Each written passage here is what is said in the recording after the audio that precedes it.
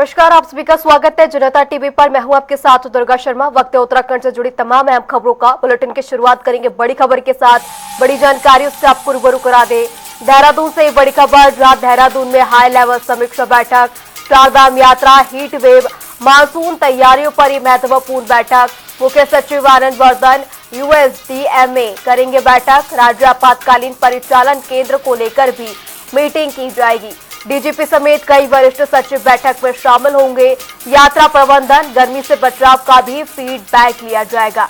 यह अहम जानकारी। आज हाई लेवल समीक्षा बैठक होनी है देहरादून में। इस दौरान चारधाम यात्रा, हीट वेव, मानसून तैयारियों को लेकर ये बैठक की जाएगी। इस दौरान मुख्य सचिव आनंद वर्धन USDMA बैठक करेंगे। राज्य आपातकालीन परिचालन केंद्र में ये मीटिंग होनी है। डीजीपी समेत कई वरिष्ठ सचिव बैठक में शामिल होंगे। इसी पर ज्यादा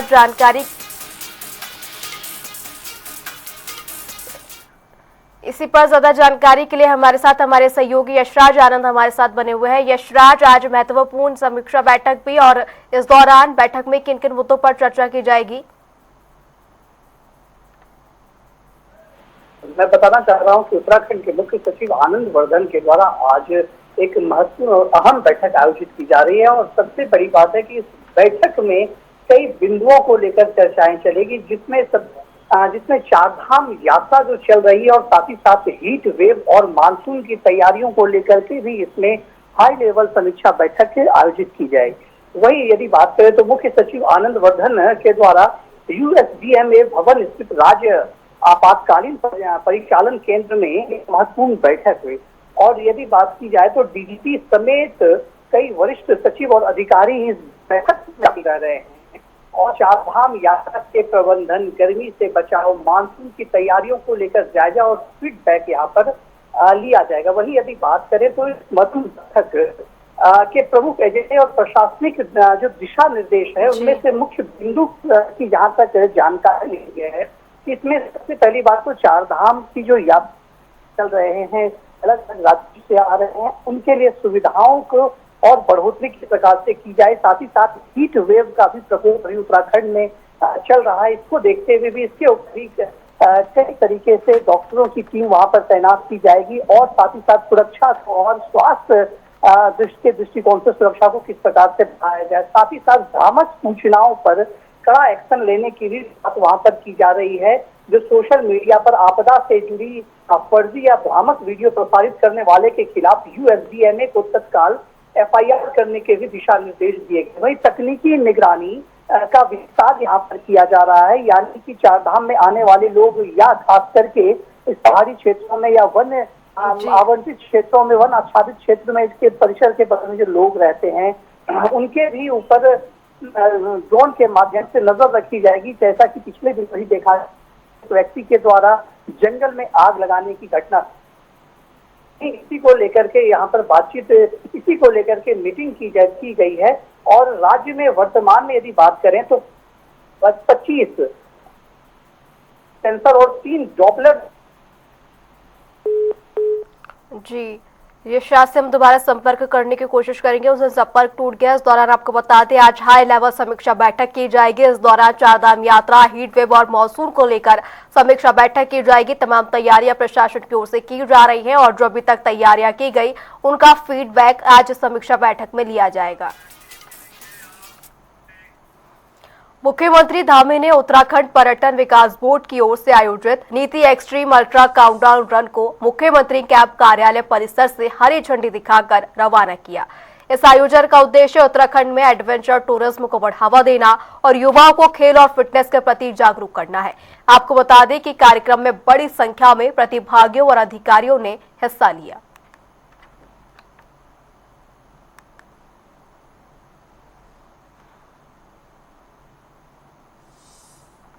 नीति एक्सट्रीम अल्ट्रा रन 2026 काउंटडाउन के आज के इस अवसर पर यहाँ पर उपस्थित हमारे पर्यटन विभाग के सचिव श्री धीराज सिंह गर्ब्याल जी, अपर सचिव श्री नरेंद्र भंडारी जी और सभी उपस्थित हमारे आज इस नीति एक्सट्रीम अल्ट्रा रन के अवसर पर उपस्थित सभी हमारे प्रतिभागीगण, सभी मीडिया के मित्र, मैं आप सबका आज इस अवसर पर अपनी ओर से सबका बहुत स्वागत करता हूं, सबका अभिनंदन करता हूं। प्रातःकाल आप इतने बड़े जोश के साथ, उमंग के साथ यहाँ पर प्रातःकाल 6 बजे यहाँ पर एकत्र हुए हैं।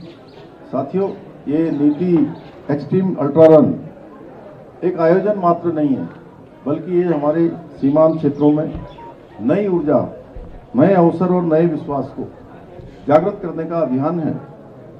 और सुबह सुबह उमड़ा आप सभी का ये आत्मविश्वास, ऊर्जा, उत्साह इस बात का प्रमाण है कि देवभूमि उत्तराखंड के युवाओं में साहस, संकल्प और देश के लिए कुछ बड़ा करने का कूट कूट कर भरा हुआ है। पिछले वर्ष आप सबको याद होगा कि हाई एल्टीट्यूड मैराथन जो आदि कैलाश क्षेत्र में हुई थी, और उसका व्यापक पैमाने पर उसका असर इस वर्ष दिखाई दे रहा है। और लगभग 20 दिनों में जहां पूरे साल भर 1000-2000 लोग आया करते थे, इस वर्ष पहले 20 दिन की यात्रा में आदि कैलाश क्षेत्र में लगभग 20,000 के लगभग लोग अभी तक वहां पर आदि कैलाश क्षेत्र के दर्शन कर चुके हैं। आज प्रातःकाल आपके कदमों की जो गूंज यहाँ सुनाई दे रही है, वो आने वाले दिनों में नीति घाटी में भी नई ऊंचाइयां प्रदान करने वाली है, इतिहास रचने वाली है। और साथियों, ये दौड़ केवल आपकी शारीरिक दक्षता की परीक्षा ही मात्र नहीं है, बल्कि आपकी इच्छा शक्ति, धैर्य और आत्मविश्वास को बढ़ाने का काम करेगी। उत्तराखंड में सड़कों पर नमाज को लेकर सरकार के सख्त रुखों का यहाँ पर संत समाज ने खुलकर समर्थन किया। जूना अखाड़ा के महामंडलेश्वर स्वामी गर्वगिरी महाराज ने कहा कि यह निर्णय बहुत पहले लागू हो जाना चाहिए था। उन्होंने आगे कहा कि सड़कों पर नमाज पढ़ना पूरी तरह अनुचित है और इससे यातायात व्यवस्था भी प्रभावित होती है। सार्वजनिक सड़कों को धार्मिक गतिविधियों के लिए बाधित करने का अधिकार किसी को भी नहीं है। प्रदेश की धामी सरकार, जो कि धाकड़ धामी जी का ये नया फैसला है सनातन के लिए, और ये बहुत ही पहले आ जाना चाहिए था ये कदम, पर इसके लिए इसका भी हम अभिवादन करते हैं और धामी जी को इसके लिए स्वागत करते हैं उनके फैसले का। और जो ये है, किसी को भी देखो, यातायात है, लोग आते हैं, ये तीर्थ स्थल है, धार्मिक स्थल है, यहाँ अब पर्यटन बढ़ता जा रहा है। जैसे भी गर्मी बढ़ रही है, छुट्टियां हो गई हैं, पर्यटन जोर पर है, और ऐसे में ये सड़क पर नमाज पढ़ना ये कोई औचित्य नहीं है इस चीज का। इस पर तो पूरे देश में पाबंदी लग जानी चाहिए और धामी जी के इस फैसले का पुरजोर से स्वागत किया जाएगा। और हम तो बहुत दिन से इस चीज की मांग कर रहे थे कि अगर आपको नमाज करनी है तो अपने घर में जाओ, मस्जिदों में जाओ, सड़क पर जो करेगा वो भैया दंड का भागीदारी होगा। हाँ, बिल्कुल, यातायात के नियमों का पालन करना चाहिए, चाहे वो हम सनातनी हो या फिर कोई भी गैर मजहब का व्यक्ति हो। जब कानून से बड़ा कोई नहीं है, अगर आप कानून के साथ चलेंगे, कानून का सहयोग करेंगे, तभी तो देश सुचारू रूप से चल पाएगा। तो वहीं ऋषिकेश के आईडीपीएल क्षेत्र में पर्यटकों के साथ मारपीट और तोड़फोड़ मामले में पुलिस ने अब बड़ी कार्रवाई की है।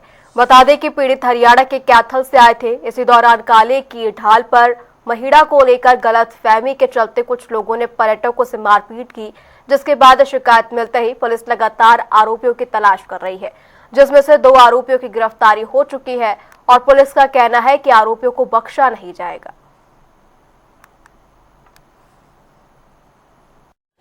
कई जो हमारे उत्तराखंड के जो यहाँ के पहाड़ी मूल के लोग हैं, जो खासकर फौजी हैं या आर्मी में विभिन्न पदों पर तैनात हैं, रिटायरमेंट के बाद वो अपनी जितनी भी जमा पूंजी को लेके आते हैं और उनके द्वारा जो उनका निवेश है वो गलत लोगों के हाथों में जाके और उनके कई जो संपत्ति है या उनका जो निवेश है उसको कई लोगों के द्वारा हड़पा जाता है।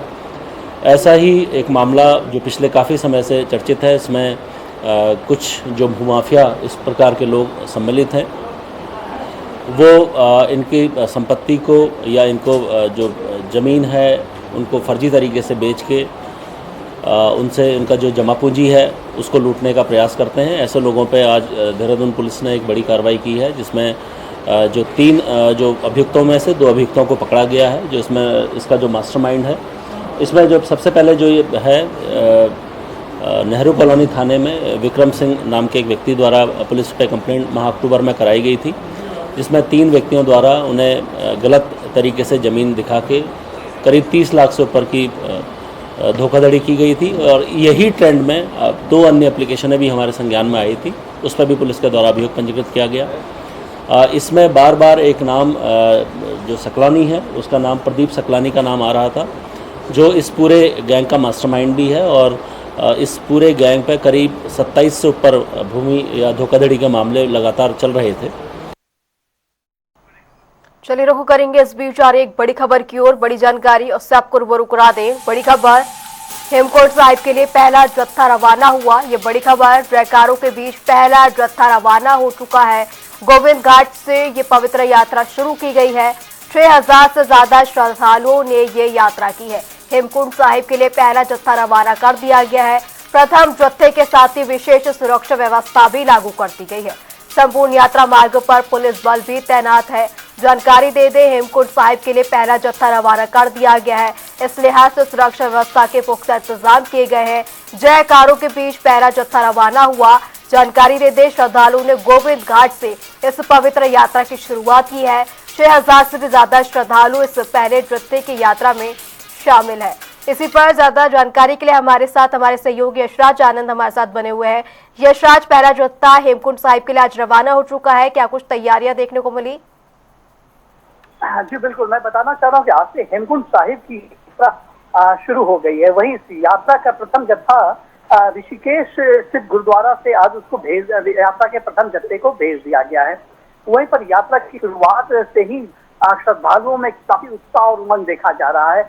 यदि बात करें तो दिल्ली, हरियाणा, पंजाब से कई श्रद्धालु यहाँ पर ऋषिकेश पहले ही पहुंच चुके थे और वे प्रथम जत्थे की शुरुआत होने का इंतजार कर रहे थे कि कब प्रथम जत्थे को हरी झंडी दिखाई जाए और प्रथम जत्था श्री हेमकुंड साहिब के दर्शन के लिए रवाना हो।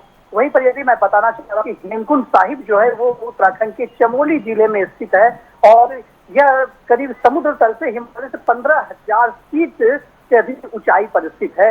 और यदि हेमकुंड साहिब की बात करें तो यह काफी पौराणिक महत्व वाला ये दार्शनिक स्थल है। यहाँ पर श्रद्धालु जो हैं वो काफी भक्ति भाव से पहुंचते हैं और पूरे देश से ही नहीं विदेशों से भी हेमकुंड साहिब के दर्शन करने के लिए श्रद्धालु यहाँ पर पहुंचते हैं।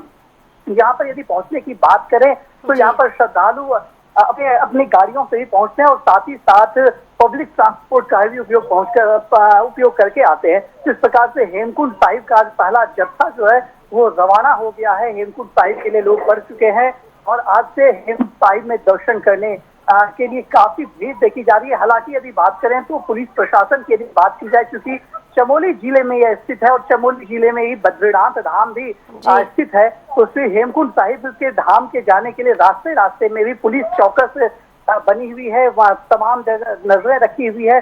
साथ ही साथ जो श्रद्धालु पहुंच रहे हैं हेमकुंड साहिब, जो श्रद्धालु पहुंच रहे हैं उनके भी स्वास्थ्य की व्यवस्था की जा रही है, क्योंकि हेमकुंड साहिब काफी ऊंचाई पर स्थित है। वहां पर भी जगह जगह पर कैंप लगाकर स्वास्थ्य का परीक्षण किया जा रहा है। साथ ही साथ लोगों से हिदायत भी दी जा रही है कि जिसको कुछ सीने से छाती को लेकर के, हार्ट को लेकर के कुछ प्रॉब्लम हो या बीपी शुगर की कोई परेशानी हो तो वो रुक करके चले, क्योंकि वहां पर अभी भी हेमकुंड साहिब में काफी ठंड देखने को मिल रही है। जब आप पहाड़ ऊंचाई पर पहुंच जाएंगे तो वहां ठंड देखने को मिल सकती है।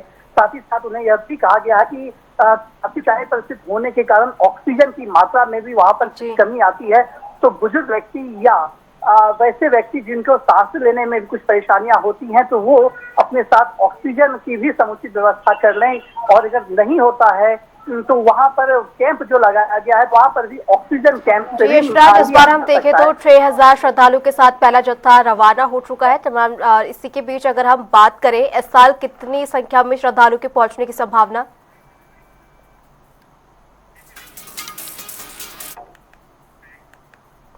मुख्य निर्वाचन आयुक्त ज्ञानेश कुमार पोलिंग बूथों और विशेष गैंग पुनरीक्षण कार्यों का जायजा लेने उत्तरकाशी पहुंचे हैं। सीमांत हेलीपैड झाला पहुंचने पर मुख्य निर्वाचन अधिकारी डॉक्टर BVRC पुरुषोत्तम और ADM मुक्त मिश्रा ने स्वागत किया और भारत चीन सीमा से सटे सीमांत गांव हर्षिल में स्थापित पोलिंग बूथ का स्थलीय निरीक्षण कर जायजा लिया।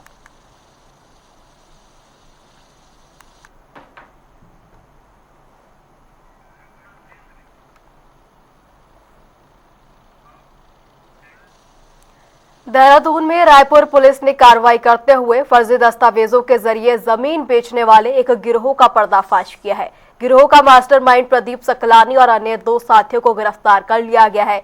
इस पूरे मामले में पीड़ित विक्रम सिंह ने थाने में शिकायत दर्ज कराई थी और जानकारी दी थी कि जमीन का लालच देकर करीब 30 लाख रुपए की ठगी की गई है। एसएसपी ने आम जनता से अपील की है कि जमीन खरीदते समय सरकारी रिकॉर्ड को स्वयं जांच करें।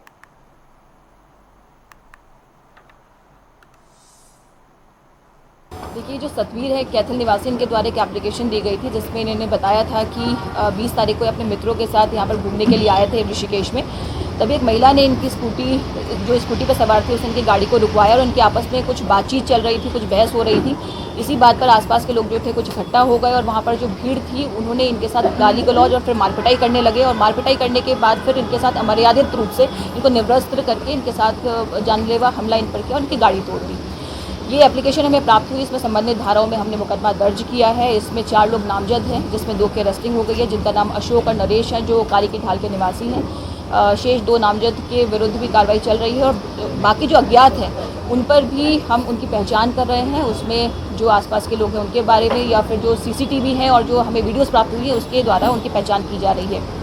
इस महिला से भी जब पूछताछ की गई तो महिला ने बताया कि वो अपनी छोटी नाबालिग बच्ची के साथ स्कूटी पर जा रही थी, तो उसकी बच्ची ने बताया कि इस गाड़ी में से किसी ने उसको कुछ बात बोली है, कुछ कहा है और इशारा किया है। इस बात पर उस महिला ने उस गाड़ी को रुकवाया और वो उनसे पूछ ही रही थी, बातचीत चली रही थी, तभी लोगों ने मारपीट शुरू कर दी। महिला ने कहा कि मैंने लोगों को रोकने की बहुत कोशिश की लेकिन उनमें से कोई भी नहीं माना, किसी ने भी उसकी बात नहीं मानी। महिला ने 112 पे कॉल करके पुलिस को सूचित किया था।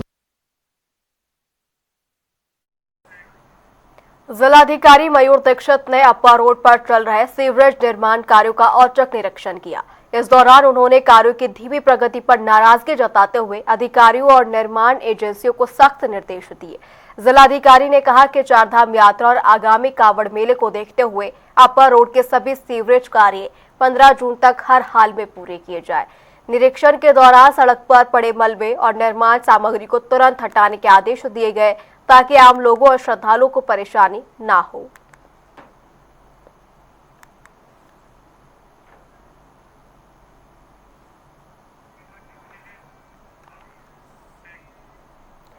उत्तराखंड के झबरेड़ा विधानसभा क्षेत्र के झबरेड़ी कला गांव में आयोजित सरकारी शिविर उस समय हंगामे तब्दील हो गया जब राज्य मंत्री देशराज कर्णवाल और भीम आर्मी समर्थक युवक के बीच विवाद हो गया। बताया जा रहा है कि डॉक्टर भीमराव अम्बेडकर समाज कल्याण बहुउद्देशीय शिविर के दौरान सौरभ नाम का युवक तेज आवाज में भीम आर्मी के गाने बजा रहा था।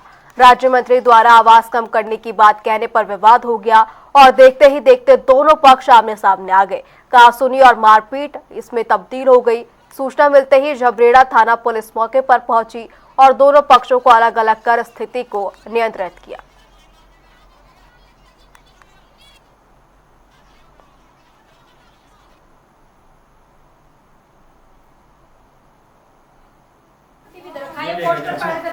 मेरी चलती वो फायर दी मैं लील भी पढ़ो दिखाऊंगा बनाने। मेरे पास सुबह जो है सौरभ भाई का फ़ोन आया था कि जी यहाँ एक वो जन की सरकार जन के द्वार वाला रथ घूम रहा है और उससे हमारे यहाँ ग्रामवासियों ने सवाल जवाब कर लिए कि भाई सरकार ने हमारे कौन से काम करे हैं, ये हमारी गलियों में पानी भरा पड़ा है, नालियाँ नहीं है, सड़कें नहीं है। तो रथ वालों ने इनके साथ बदतमीजी करी और पुलिस बुला के इनके बड़े भाई को पुलिस से उठवाया। मैं तत्काल थाने में पहुँचा। वहाँ के एसएचओ साहब ने कहा कि हम जो है इसे 20-25 मिनट के बाद छोड़ देंगे। मैंने इन्हें कहा भाई तुम अपने घर चले जाओ। ये लोग अपने घर आ गए। उसके बाद यहाँ जो है माननीय मंत्री जी और उनकी पत्नी जो है यहाँ पर आई और महिलाओं के साथ में वीडियो भी हम आपसे साझा करेंगे। महिलाओं के साथ में बड़ा अभद्र व्यवहार किया है। जन जन की सरकार जन जन के द्वार, पुष्कर सिंह धामी जी का ये विजन जो विपक्षी दलों के पेट का दर्द बना हुआ है। सरकार जनता के द्वार जा रही है। बाबा साहब डॉक्टर भीमराव अंबेडकर बहुउद्देशीय शिविर जो मेरे द्वारा लगाए जा रहे हैं और उनसे बौखला करके उनमें जो समस्या आ रही है और जो लोग आ रहे हैं, ऐसी चिलकती गर्मी में सैकड़ों लोग आते हैं और एक तरफ सरकारी अधिकारी बैठे होते हैं, रेखीय अधिकारी बैठे होते हैं, एक तरफ जनता बैठी होती है, उनका समाधान होता है। उत्तराखंड के लक्सर तहसील परिसर में मीडिया कर्मियों और एक सरकारी कर्मचारी के बीच विवाद ने तूल पकड़ लिया। आरोप है कि तहसील में नाजिर के पद पर तैनात श्याम सिंह रावत ने प्रेस क्लब अध्यक्ष प्रवीण सैनी के साथ अभद्र व्यवहार किया। घटना के बाद बड़ी संख्या में पत्रकार तहसील परिसर में जुट गए और कर्मचारी के खिलाफ प्रदर्शन करते हुए कार्रवाई की मांग की। मामले को बढ़ता देख भारतीय किसान यूनियन क्रांति के पदाधिकारी भी पत्रकारों के समर्थन में तहसील पहुंचे। संगठन ने उप जिलाधिकारी को ज्ञापन सौंपकर संबंधित कर्मचारी को तत्काल हटाने की मांग की। साथ ही चेतावनी दी कि मांग पूरी नहीं होने पर 29 मई को बड़े आंदोलन और अनिश्चितकालीन धरने की शुरुआत की जाएगी। अधिकारी हैं श्याम सिंह रावत जी, जिन्होंने हमारे मीडिया प्रभारी हैं प्रवीण सैनी जी, उनके साथ अगर भाषा में बात करी, उसके लिए हमने 29 तारीख का एक धरना प्रदर्शन है। वो भी इसलिए है क्या तो इसे हटा दो यहाँ से, इसका ट्रांसफ़र कर दो। और जो जिलाध्यक्ष जी ने कहा अगर इसका ट्रांसफ़र नहीं होता है तो धरना अनिश्चितकालीन यहाँ चला जाएगा।